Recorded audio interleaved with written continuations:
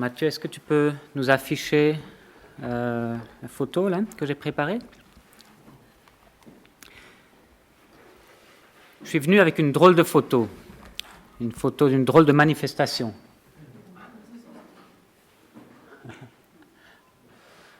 Alors, essayez de deviner de quel genre de manifestation il s'agit. C'est pas vax, anti-vax, hein, rien à voir. Qu'est-ce que ça peut être comme manifestation? Pour les poussins jaunes. Donc, peut-être.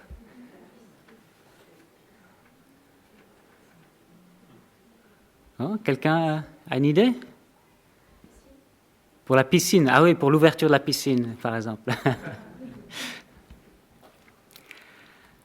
Alors, c'est une manifestation dans un autre pays que chez nous. Quelqu'un a une idée où ça pourrait être? Chine, c'est pas trop loin. C'est la Thaïlande. Effectivement, quand on voit autant de monde, hein, c'est en général plutôt en Asie. C'est en Thaïlande. Et à l'origine, ces canards devaient servir d'embarcation pour des militants pro-démocratiques qui voulaient s'approcher du Parlement thaïlandais en bordure de fleuve et où un débat se tenait sur une éventuelle réforme de la Constitution. Et ça a été un échec à cause de la présence policière très importante, qui a même utilisé des canons à eau et des gaz lacrymogènes contre la foule. Donc, dans ce pays, il y a depuis des mois régulièrement des manifestations et de la contestation contre le régime. Mais les images des manifestants qui se sont protégés derrière leur matelas gonflable en forme de canard sont ensuite très vite devenues virales. Et depuis, ce canard en plastique est devenu un peu le symbole de leur manifestation, de leur contestation. Oui, c'est un peu les gilets jaunes, un peu plus créatifs. Alors, les manifestations en Thaïlande réclament surtout l'abolition de la loi de lèse-majesté. Vous savez, ces lois qui interdisent de critiquer ou de dire quoi que ce soit contre le régime, et en particulier contre le roi, puisque la Thaïlande a un régime un peu mixte, où il y a toujours encore un roi. Ils veulent aussi qu'il y ait un contrôle sur la fortune royale, et ils veulent que le souverain ne s'ingère pas dans les affaires politiques. Donc le mouvement pro-démocratique assure vouloir moderniser la monarchie sans l'abolir. Ils veulent pas enlever le roi, mais ils veulent que ce soit un peu plus moderne. Le roi actuel, monté sur le trône en 2016, au décès de son père, il s'appelle Rama X, est une personnalité controversée. Quelqu'un qui a justement fait fortune, quelqu'un qui possède par exemple des entreprises dans le pharma et qui privilégie en ce moment ces entreprises, quelqu'un qui a renforcé ses pouvoirs, et je crois que c'est quelqu'un que les gens du pays ne veulent pas comme roi, qu'ils ne veulent pas honorer. J'ai ramené une deuxième photo pour vous illustrer un peu qui est ce roi. Voilà, c'est la photo juste avant le mariage avec la future reine. Donc la reine et puis tous ses suivants devaient se mettre à genoux devant le roi. Voilà un petit peu le genre de roi. On n'imagine plus ça depuis longtemps chez nous. Hein. Tu peux enlever les images. Donc ce peuple thaïlandais voudrait modifier la constitution, c'est-à-dire le contrat qui les lie avec le roi et puis avec l'État, quoi. Il voudrait modifier parce que c'est un roi à qui on n'a pas envie d'obéir. C'est un roi qu'on n'a pas envie d'avoir. C'est un roi qui pense à soi-même d'abord, qui n'est pas un roi bon, un roi juste. Au contraire, c'est un roi qui magouille. Et je crois que c'est un contraste avec notre roi, nous. Avec Dieu, c'est vraiment différent. Parce que Dieu est un tel roi qu'on a envie de lui obéir, qu'on a envie de lui être assujetti. Il n'a rien à voir avec ces tyrans qui ne pensent qu'à eux-mêmes. Dieu est un Dieu d'amour, un Dieu qui veut une relation avec ses sujets. Et pour nous parler de cela, je prends un texte aujourd'hui dans Exode 20, le début des 10 commandements, la première partie.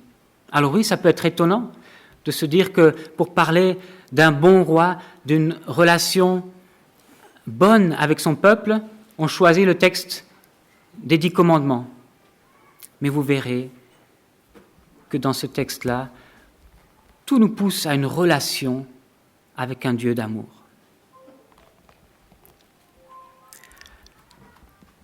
Alors Dieu prononça toutes ces paroles en disant : « Je suis l'Éternel, ton Dieu, qui t'ai fait sortir du pays d'Égypte, de la maison de servitude. Tu n'auras pas d'autre Dieu devant ma face. Tu ne te feras pas de statue, ni de représentation quelconque de ce qui est en haut dans le ciel, de ce qui est en bas sur la terre, et de ce qui est dans les eaux plus bas que la terre. Tu ne te prosterneras pas devant elles, et tu ne leur rendras pas de culte. Car moi, l'Éternel, ton Dieu, je suis un Dieu jaloux, qui punit la faute des pères sur les fils jusqu'à la 3e et la 4e génération de ceux qui me haïssent, et qui use de bienveillance jusqu'à 1000 générations envers ceux qui m'aiment et qui gardent mes commandements. Tu ne prendras pas le nom de l'Éternel, ton Dieu, en vain, car l'Éternel ne tiendra pas pour innocent celui qui prendra son nom en vain. Souviens-toi du jour du sabbat pour le sanctifier. Tu travailleras 6 jours et tu feras tout ton ouvrage, mais le 7e jour est le sabbat de l'Éternel, ton Dieu. Tu ne feras aucun ouvrage, ni toi, ni ton fils, ni ta fille, ni ton serviteur, ni ta servante, ni ton bétail, ni l'étranger qui réside chez toi. Car en 6 jours, l'Éternel a fait le ciel, la terre, la mer et tout ce qui s'y trouve, et il s'est reposé le 7e jour. C'est pourquoi l'Éternel a béni le jour du sabbat et l'a sanctifié. Je prends le texte jusqu'ici aujourd'hui, et pour l'autre moitié des 10 commandements, ce sera une autre fois. Alors d'abord, rappeler un petit peu le contexte dans lequel Dieu a prononcé ces paroles, ces 10 paroles. Vous vous souvenez de l'histoire de Moïse qui fait sortir le peuple d'Israël d'Égypte, où il était en esclavage. Des grands miracles se produisent et la puissance de Dieu se révèle. Le Pharaon libère ce peuple. 3 mois après la libération, après le passage de la mer des Joncs, après la victoire sur Amalek, le peuple d'Israël arrive au Sinaï, la montagne de la rencontre avec Dieu. Et Moïse est déjà monté sur la montagne où Dieu lui a dit que le peuple allait être mis à part, une nation sainte, s'il garde l'alliance. Le peuple répond qu'il est d'accord de s'engager avec Dieu. Et à cette occasion-là, pour cet engagement, il se prépare à faire cette alliance avec Dieu. Ils se sanctifient, ils lavent leurs vêtements. Et le 3e jour, Dieu leur apparaît au sommet de la montagne. C'est là qu'il va énoncer les termes de l'alliance. Un peu plus tard, au chapitre 24, il y aura une conclusion symbolique de l'alliance. Le peuple va s'engager dans ce que Dieu a proposé. Le sang de l'alliance va être répandu sur le peuple. Et Moïse, Aaron et 70 autres anciens d'Israël vont monter sur la montagne vers Dieu, où ils vont avoir une vision de Dieu, et où ils vont manger et boire, comme pour conclure une affaire, comme pour signer. Donc, c'est dans ce processus où Dieu fait alliance avec le peuple que Dieu va prononcer ces 10 paroles. Et il s'adresse à la fois au peuple, à la fois à chaque individu du peuple. Il s'adresse en disant « tu ». Il aurait pu dire « vous, le peuple, vous ferez ceci, vous ne ferez pas cela ». Mais non, Dieu veut s'adresser à chaque individu du peuple. Ces paroles ne sont pas juste pour le peuple, et c'est les responsables qui doivent faire appliquer cela.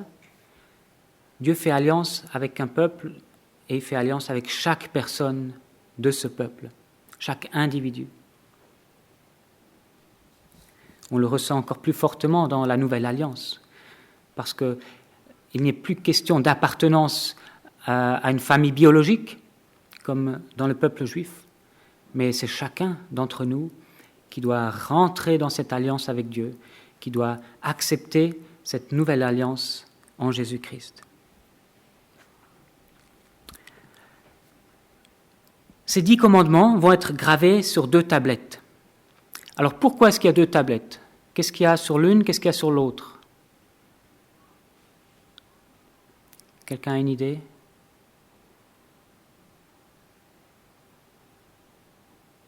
Moitié-moitié, il fallait 2 feuilles.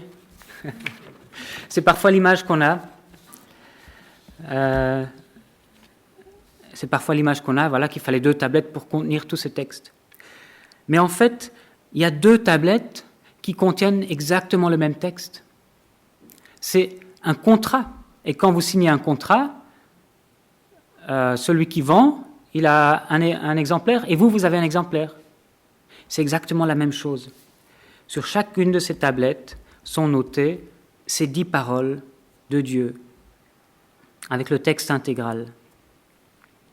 D'ailleurs, il serait plus juste d'appeler ces paroles des paroles de l'Alliance plutôt que les 10 commandements, parce qu'il s'agit d'une alliance que Dieu fait avec ce peuple. Il s'agit d'un contrat qui est signé.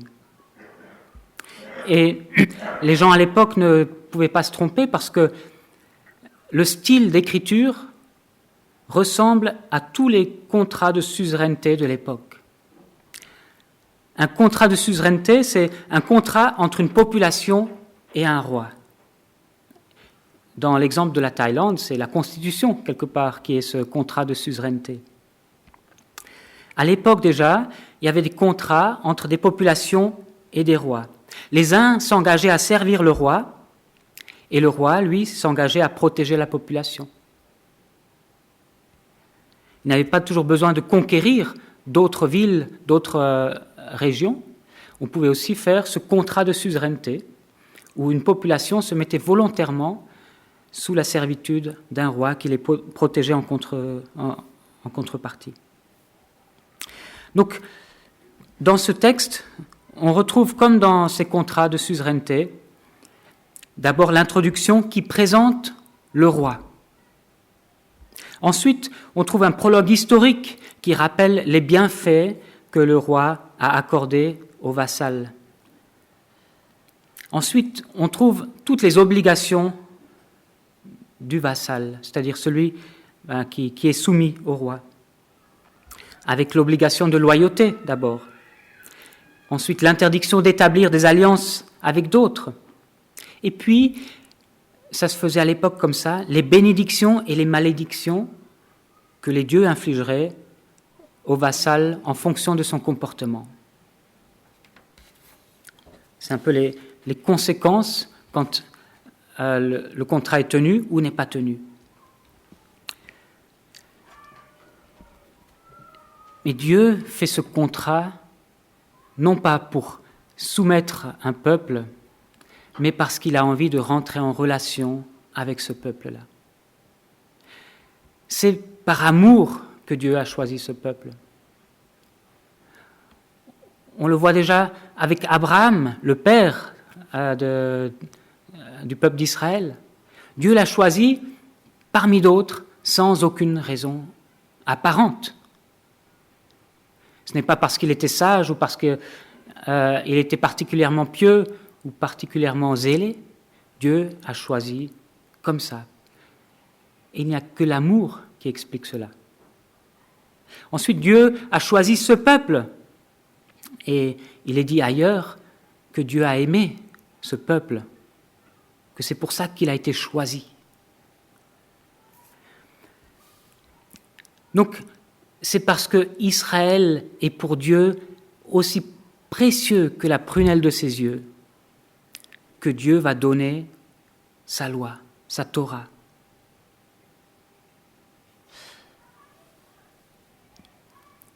Donc la première bonne nouvelle en lisant ce texte, c'est qu'on est aimé de Dieu. C'est que Dieu nous trouve suffisamment importants à ses yeux pour qu'il s'engage avec nous par contrat. Souvent, les 10 commandements, on voit ça comme des contraintes. En réalité, c'est un texte où Dieu dit « Je m'engage par amour pour toi, et par amour pour toi, je ne vais pas te laisser vivre dans ta boue, comme tu le fais n'importe comment, désordonné, tout ça. Je vais donner aussi le cadre qui est bon. » Chaque fois que nous entendons ces 10 paroles, ces 10 commandements, nous ne devons pas les recevoir comme un cadre pesant, ni comme simplement un cadre de sagesse pour avoir un peu une bonne vie, mais nous devons les voir, les recevoir comme un don de Dieu qui nous choisit comme partenaires dans sa création. Et nous allons voir qu'il y a la question de l'amour au centre de cette relation-là. Mais il y a aussi la grâce qui se manifeste dans ces 10 commandements, la grâce de Dieu. Et un appel à la sainteté, un appel à vivre différemment de ce que nous-mêmes nous voudrions, mais à vivre d'une manière qui honore Dieu.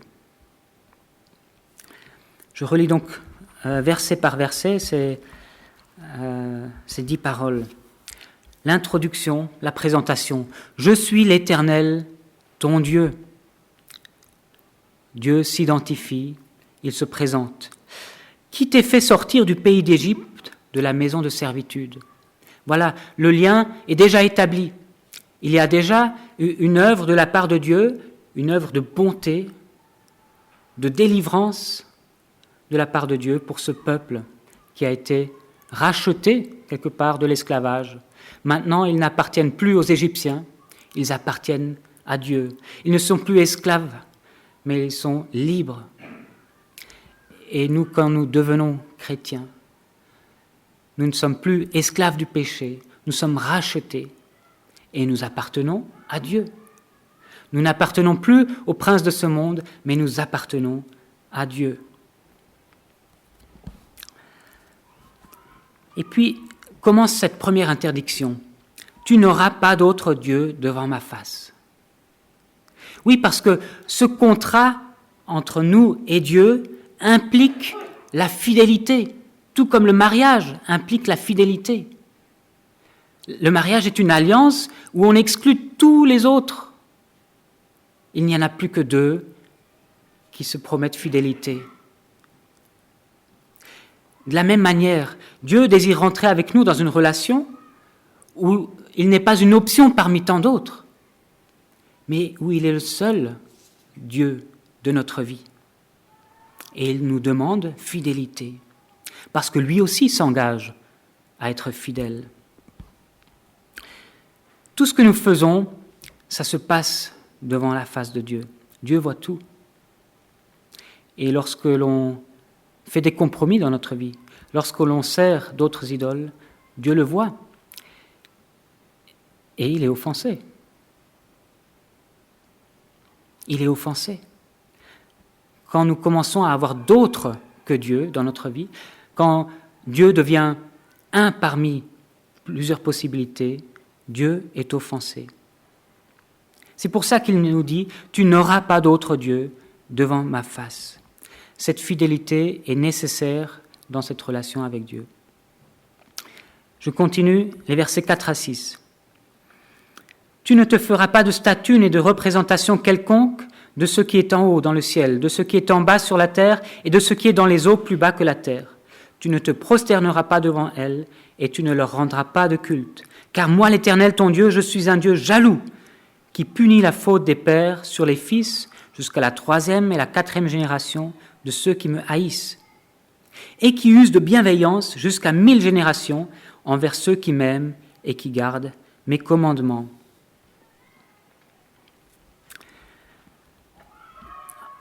Plusieurs éléments dans ces 3 versets. Tout d'abord, l'histoire des idoles, des statues. Pourquoi est-ce qu'il ne faut pas faire de représentation d'éléments de la création?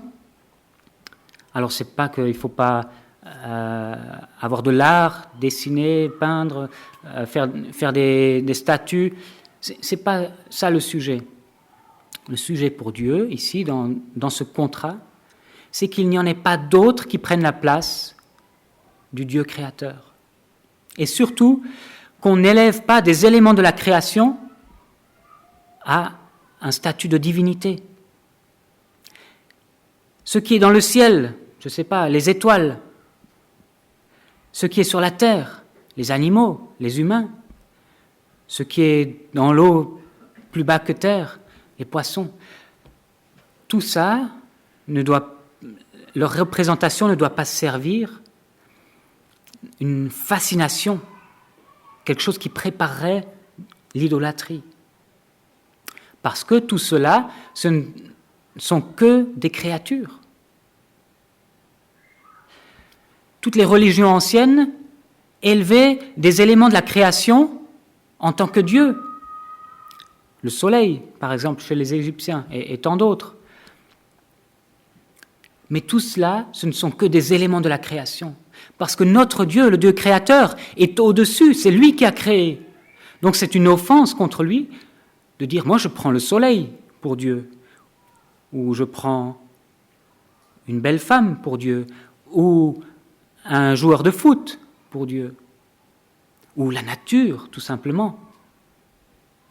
Aujourd'hui, c'est peut-être ça qui est à la mode, de prendre la nature comme déesse. Mais tout cela, ce ne sont que des éléments de la nature, des éléments de la création. Et nous ne devons pas les élever au rang de Dieu, tout comme nous ne devons pas abaisser Dieu à des choses issues de la création. Il s'agit ici aussi de la question de l'image. Et nous faisons parfois des images de Dieu. Nous l'abaissons à des images que nous comprenons. Mais tout comme la création ne doit pas être élevée au rang de Dieu, Dieu ne doit pas être rabaissé au rang de la création. Les idoles. Les idoles, ce sont toutes les choses devant quoi on se prosterne. Alors, pas comme dans l'image à genoux, comme ça, mais c'est les choses auxquelles nous nous soumettons pour qu'elles nous commandent dans notre vie. Alors, on peut réfléchir. Qu'est-ce qui commande mon quotidien? Est-ce que c'est l'argent, l'organisation, le système de la société? Je ne sais pas, il peut y avoir plein d'éléments comme ça. Qu'est-ce qui me commande? Devant quoi je me prosterne? Ensuite, l'idole, c'est quelque chose qu'on sert. On va la servir. On va lui apporter des choses qui nous appartiennent. On va investir dans l'idole. On n'imagine même pas pouvoir vivre sans elle. Peut-être des biens matériels, peut-être une certaine sécurité, peut-être la santé. Combien est-ce qu'on est prêt à investir dans notre propre santé jusqu'à se ruiner et voilà, avoir un déséquilibre? On sert notre idole. Et l'idole, c'est quelque chose qu'on aime plus que Dieu. Justement, la question de l'amour, elle viendra dans ces versets. C'est quelque chose qu'on aime plus que Dieu. Alors, quelques questions qui peuvent nous aider à tester les idoles de notre vie, les idoles de notre cœur. On peut se poser la question, quel est mon plus grand espoir? Qu'est-ce que j'aimerais réussir? Si je pouvais avoir quelque chose maintenant tout de suite, qu'est-ce que ce serait? Ça peut nous mettre sur la piste d'une idole. Une autre question. Quelle est la chose sans laquelle la vie ne vaut pas la peine d'être vécue? Avant, c'était qu'est-ce que je veux gagner? Là, c'est qu'est-ce que je ne peux pas perdre? Que craignez-vous de perdre?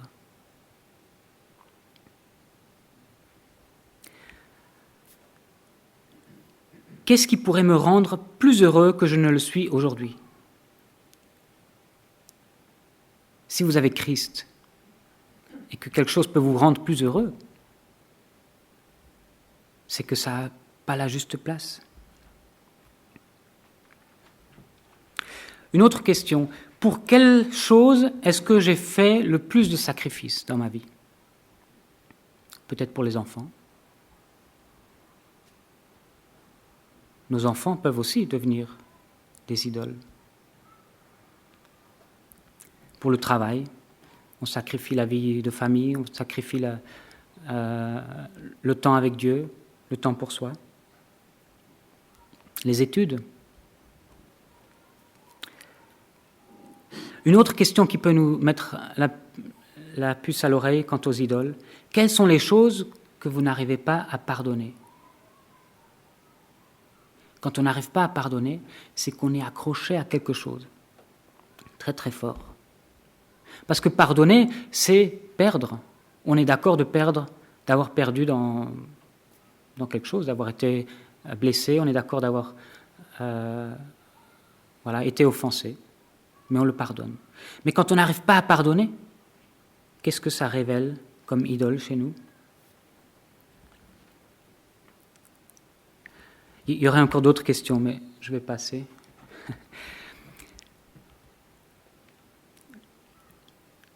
On ne se prosternera pas devant elles, c'est ce que Dieu demande. On ne leur rendra pas de culte, on ne va pas les servir. Dieu veut que nous ne servions pas ces idoles. Donc une fois qu'on les a identifiées, nous devons aussi être conséquents et mettre en place les choses pour ne plus leur donner cette importance-là dans la vie, pour que Dieu reprenne sa juste place. Et Dieu dit, je suis un Dieu jaloux. Qu'est-ce que ça révèle, la jalousie? Ça révèle qu'il nous aime. Il nous aime très fort. C'est pas une jalousie. Dieu ne mélange pas la jalousie avec d'autres mauvaises intentions. C'est une juste jalousie de sa part. Une jalousie motivée par son amour. Il nous veut pour lui et pour notre bien. Donc il nous veut entiers. Il ne veut pas qu'on partage avec d'autres idoles. C'est pour ça qu'il dit « Je suis un Dieu jaloux ». Et il continue en disant « Qui punit la faute des pères sur leurs fils jusqu'à la 3e et la 4e génération de ceux qui me haïssent. » Ça y est. La relation est décrite. Est-ce que j'ai de la haine pour Dieu ou est-ce que j'ai de l'amour pour Dieu? Parce que Dieu dit, il use de bienveillance jusqu'à 1000 générations envers ceux qui m'aiment et qui gardent mes commandements. En fait, c'est soit l'un, soit l'autre. Soit j'ai de l'amour pour Dieu. Et alors, je lui appartiens en propre. Soit je ne l'aime pas. Je veux partager, je m'aime moi-même en fait. Je veux partager entre différentes divinités. Et alors, Dieu punit.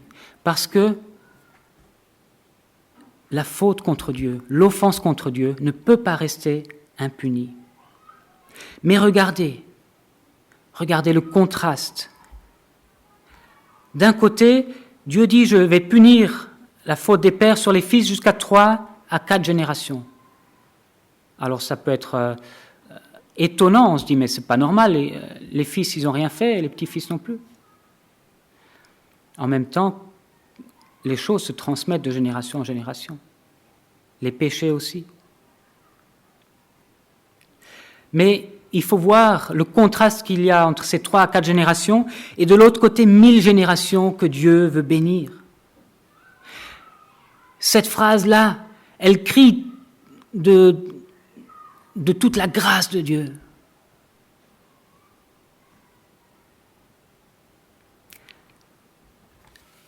Dieu veut faire grâce sur 1000 générations.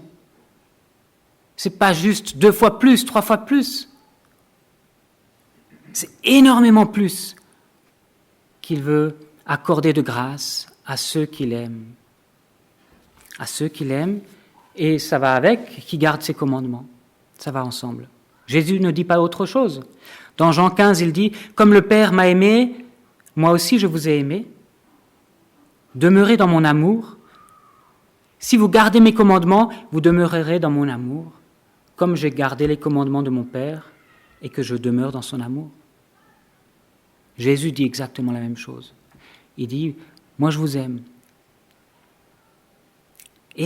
Aimez-moi en retour. Restez dans cet amour. Et gardez mes commandements parce que ça va avec. C'est un ensemble. »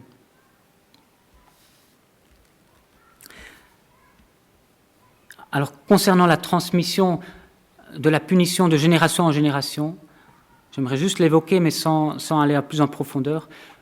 Dans le prophète Jérémie et dans le prophète Ézéchiel, Dieu promet qu'à un moment donné, chacun sera responsable de sa propre faute. Et ce ne sera plus le fils qui va prendre pour le père. Donc, Dieu promet quelque chose de juste. Mais si vous avez des questions sur cette transmission de la punition, on peut en parler une autre fois. La troisième parole, « Tu ne prendras pas le nom de l'Éternel, ton Dieu, en vain, car l'Éternel ne tiendra pas pour innocent celui qui prendra son nom en vain. » Alors, souvent, on pense tout de suite au juron, mais je pense que ça va beaucoup plus loin que ça. Prendre le nom de Dieu contre son utilisation logique, c'est chercher à contrôler la puissance de Dieu à nos propres fins, en utilisant le nom de Dieu. Alors, on pense peut-être aux guerres de religion, où au nom de Dieu, on commet des atrocités, mais on peut penser aussi à d'autres éléments qui sont plus proches de nous. Quand on fait quelque chose et on dit à Dieu ensuite de venir résoudre les situations de telle et telle manière, on cherche à contrôler Dieu pour nous-mêmes. Ça n'est pas la juste relation avec Dieu. La juste relation avec Dieu, c'est quand nous reconnaissons le nom de Dieu pour ce qu'il est, quand nous l'honorons, quand nous nous soumettons à lui et que nous nous laissons conduire par lui. Et puis, il y a le respect du sabbat, la quatrième parole. « Souviens-toi du jour du sabbat pour le sanctifier. Tu travailleras 6 jours et tu feras tout ton ouvrage. Mais le 7e jour est le sabbat de l'Éternel ton Dieu. Tu ne feras aucun ouvrage, ni toi, ni ton fils, ni ta fille, ni ton serviteur, ni ta servante, ni ton bétail, ni l'étranger qui réside chez toi. » Vous voyez combien Dieu est bon. Il ne dit pas juste « les chefs de famille, vous pouvez faire pause, mais les autres, vous allez trimer ». Dieu veut nous offrir ce jour du sabbat, ce jour de repos, et il veut l'offrir au peuple entier. C'est une grâce de sa part, un cadeau de sa part à prendre comme ça. Et il le justifie en disant « Car en 6 jours l'Éternel a fait le ciel, la terre, la mer et tout ce qui s'y trouve, et il s'est reposé le 7e jour. C'est pourquoi l'Éternel a béni le jour du sabbat et l'a sanctifié. » Alors, parfois, on entend des justifications pourquoi il faudrait obéir à ce commandement. Parfois, c'est des justifications romantiques, c'est-à-dire une histoire où quelqu'un avait un commerce et puis les autres commerces s'ouvraient le dimanche et lui, il est resté fermé. Et puis, tout d'un coup, le miracle, il a été béni. Et alors on prend ça comme une justification pour obéir. Mais je crois que ce n'est pas pour ça que nous devons obéir. Nous devons obéir simplement parce que Dieu nous le demande. Et en plus, c'est une bénédiction. C'est le jour que Dieu a béni et sanctifié. Donc c'est le jour où on se souvient de Dieu en tant que notre Créateur. Le jour où nous nous arrêtons pour voir la création, pour la contempler. Le jour où nous réfléchissons au sens de notre vie, de notre existence. C'est un jour essentiel pour entretenir cette relation que Dieu veut établir, cette relation pleine d'amour, cette relation pleine de grâce. Mais si nous ne voulons pas recevoir les bonnes choses qui viennent de Dieu, c'est vrai, nous passons à côté de ces bénédictions.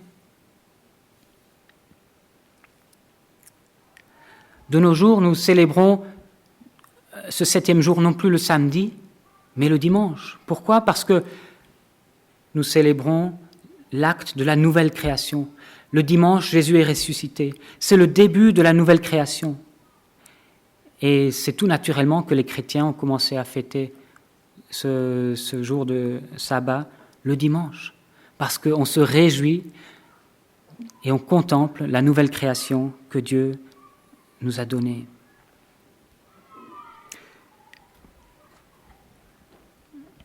Alors on pourrait aller encore sur beaucoup de considérations pratiques, mais ce que je voulais brosser aujourd'hui, c'est un tableau global de ces 10 commandements, qui est d'abord un contrat entre Dieu et son peuple. Un contrat avec un roi qu'on a envie de servir.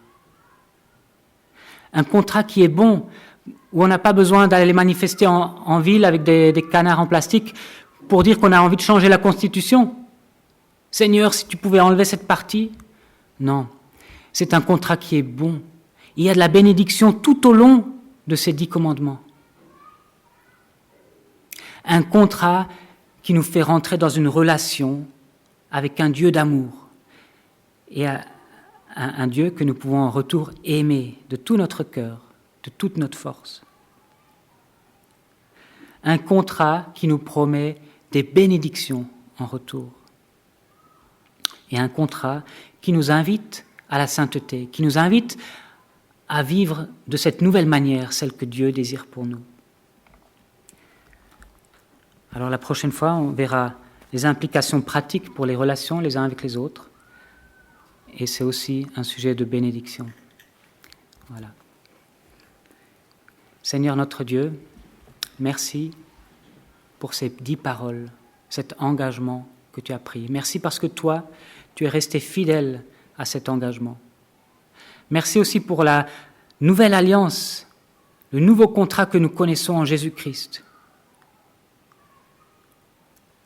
qui nous libère et qui nous donne accès à toi. Oh Seigneur, c'est tellement bon de venir aujourd'hui, mais aussi tous les jours de la semaine, de venir auprès de toi et de recevoir toutes tes bénédictions. Je te prie de continuer à nous bénir en tant qu'assemblée, de nous continuer à nous faire grandir aussi dans la sainteté, dans la vie consacrée à toi. Amen.